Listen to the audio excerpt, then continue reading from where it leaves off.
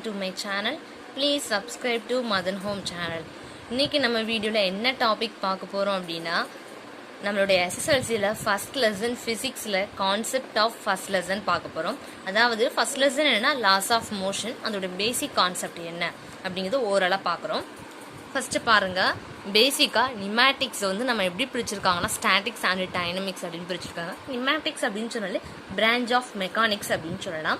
இது வந்து இப்போ நிமேட்டிக்ஸ்ல வந்து எதை பத்தி படிக்கிறோம் அப்படின்னா to study about movement of object without force இல்லாம ஒரு ஆப்ஜெக்டோட மூவ்மெண்ட், எப்படி ஒரு ஆப்ஜெக்ட் மூவ் ஆகுது அப்படிங்கறத பத்தி படிக்கிறதா நிமேட்டிக்ஸ்.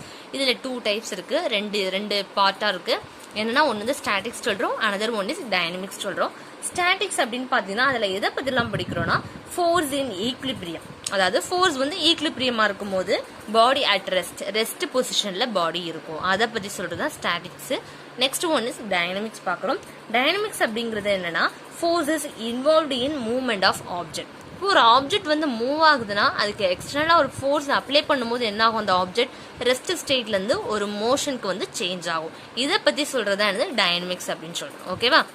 இப்போ நிமேட்டிக்ஸ் அப்படின்னா இது வந்து ஒரு பிரான்ச் ஆஃப் மெக்கானிக்ஸ், இதுவும் பிரான்ச் ஆஃப் மெக்கானிக்ஸ் தான், டைனமிக்ஸும் பிரான்ச் ஆஃப் மெக்கானிக்ஸ் தான். ஆனா நிமேட்டிக்ஸ்ல வந்து என்னன்னா movement of object without force அப்படின்னு சொல்றது. இதுல ஸ்டாட்டிக்ஸ்ல வந்து இன் ஈக்லிபிரியமா இருக்கும். எது ஃபோர்ஸ் வந்து ஈக்லிபிரியமா இருக்கும்போது ஆப்ஜெக்ட் எப்படி இருக்கும், ரெஸ்ட் ஸ்டேட் இருக்கு, அதை பத்தி ஸ்டடி பண்றது. டைனமிக்ஸ் அப்படின்னு பார்த்தோம்னா ஒரு ஃபோர்ஸ் கொடுக்கறதுனால ஒரு ஆப்ஜெக்டோட மூவ்மெண்ட் எப்படி இருக்கு அப்படிங்கறத பத்தி படிக்கிறது டைனமிக்ஸ். இந்த டைனமிக்ஸை வந்து ஃபர்ஸ்ட் அரிஸ்டாட்டில் அப்படிங்கிறவர் தான் நமக்கு வந்து சொன்னாரு. ஓகேவா? அது வந்து கிளாசிக்கலா ஓல்டா உள்ள அந்த கான்செப்ட்லாம் அவங்க சொல்லியிருப்பாங்க. அவங்களுக்கு அடுத்து வந்தது யாருன்னா கலீலியோ கலிலி. இவங்க தான் நம்ம என்ன சொன்னோம், ஃபாதர் ஆஃப் மாடர்ன் பிசிக்ஸ் அப்படின்னு சொல்றோம். இது வந்து கிளாசிக்கலா ஓல்டு பிசிக்ஸை பத்தி அவங்க கான்செப்ட் இதெல்லாம் நமக்கு வந்து ப்ரொப்போஸ் பண்ணது யாருன்னா அரிஸ்டாட்டில். அவங்களுக்கு அடுத்து வந்தவங்க தான் கலீலியோ கலிலி. இவங்க தான் என்ன பண்ணாங்க, அந்த கிளாசிக்ல இருந்து கொஞ்சம் மாடர்னா சேஞ்ச் பண்ணி நமக்கு பிசிக்ஸோட இதெல்லாம் கான்செப்ட் கொடுத்ததுனால இது ஃபாதர் ஆஃப் மாடர்ன் பிசிக்ஸ் அப்படிங்கறத கலீலியோவை சொல்றோம். அவங்களுக்கு அடுத்து வந்தவங்க தான் யாருன்னா ஐசக் நியூட்டன். இவங்க தான் என்ன பண்ணிருக்காங்க, develop the principle of modern physics. அப்ப மாடர்ன் பிசிக்ஸோட பேசிக்கான பிரின்சிபிள் என்ன அப்படிங்கறத டெவலப் பண்ணவங்க. இவங்களுக்கு அடுத்து கொஞ்சம் டெவலப் பண்ணிருக்காங்க நியூட்டன். ஓகேவா?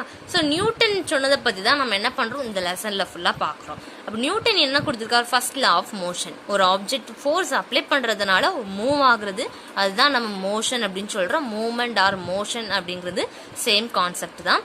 இதுல first law of motion, first law, second law of motion, third law of motion, fourth one is gravitation பத்தி சொல்லியிருக்காங்க. ஓகேவா?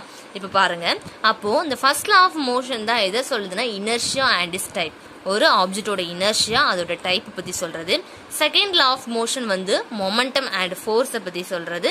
தேர்ட் லா ஆஃப் மோஷன் அப்பர் அண்ட் வெயிட், அதாவது இப்போ நம்ம ஒரு லிஃப்ட் உள்ளே இருக்கிறோம் அப்படின்னா அந்த லிஃப்ட் வந்து அப்வர்ட் டைரக்ஷன்ல போனுச்சுன்னா அதோட அப்பர் அண்ட் வெயிட், நம்மளோட வெயிட் எப்படி இருக்கும், டவுன்வர்ட் டைரக்ஷன்ல போனுச்சுன்னா எப்படி இருக்கும், ரெஸ்ட் ஸ்டேட்ல இருந்தா எப்படி இருக்கும் அப்படிங்கறத பத்தி சொல்றது அப்பர் அண்ட் வெயிட்.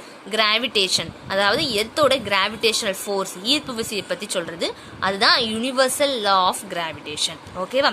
அப்ப பேசிக்கா பாருங்க, நிமேட்டிக்ஸ்ல ஸ்டாட்டிக்ஸ் அண்ட் டைனமிக்ஸ் இருக்கு.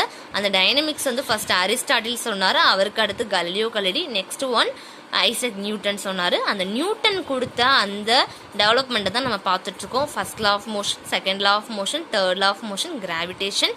ஃபர்ஸ்ட் லா ஆஃப் மோஷன்ல தான் இனர்ஷியா அதோட டைப் பார்க்குறோம். செகண்ட் லா ஆஃப் மோஷன் தான் மொமெண்டம் அண்ட் ஃபோர்ஸ் பார்க்குறோம். தேர்ட் லா ஆஃப் மோஷன் தான் அப்பர் அண்ட் வெயிட்.